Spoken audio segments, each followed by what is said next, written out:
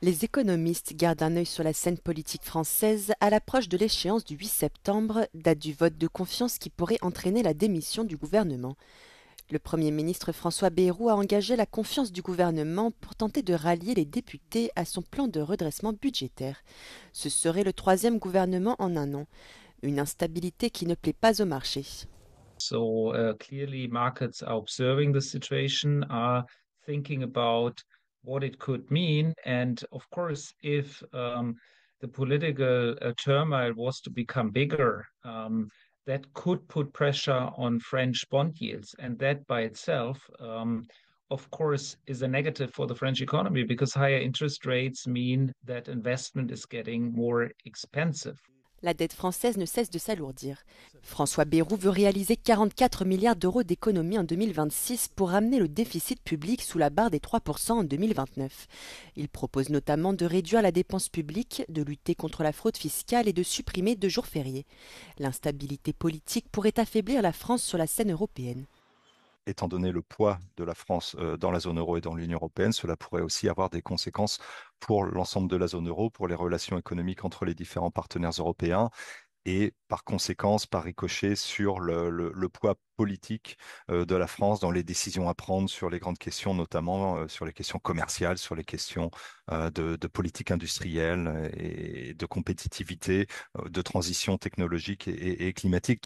L'UE attend de la France qu'elle remette ses finances en ordre conformément à ses engagements européens.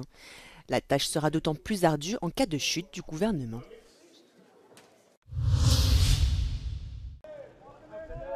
Angela Rayner a démissionné de son poste du numéro 2 de Downing Street et de secrétaire d'État au logement à la suite d'une polémique et d'accusations de fraude fiscale. Il a été révélé qu'elle n'avait pas payé suffisamment de droits de timbre pour son appartement de 800 000 livres en bord de mer dans le Sussex de l'Est, en économisant quelques 40 000 livres au passage. I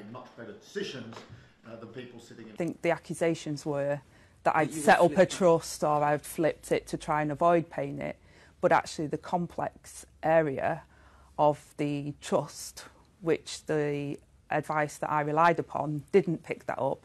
The leading tax council, who has subsequently looked at it, has gone into that and has said that actually because of that, it did remain my sole property. And the trust wasn't set up, as accusations have been made, for me to try and flip or dodge tax or anything of that nature. No. Rayner, qui était également vice-présidente du Parti travailliste du Premier ministre Keir Starmer, était largement considérée comme l'une des femmes les plus puissantes du Royaume-Uni. Elle représentait le noyau dur de la classe ouvrière au sein du gouvernement de Starmer, ayant grandi dans la pauvreté et s'étant hissée au sommet du Parti travailliste.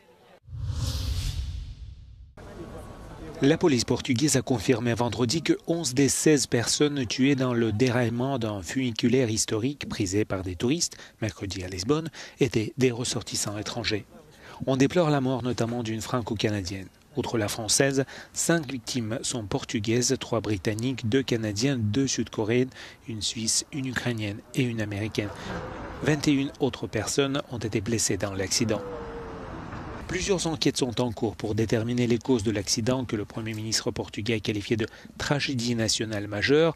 La société de transport Caris, qui exploite les tramways et les bus de la ville, a déclaré que le funiculaire historique de Gloria avait subi sa dernière inspection quotidienne 9 heures seulement avant le déraillement. L'exploitation de 3 autres funiculaires de la capitale est interrompue le temps qu'ils puissent être également inspectés.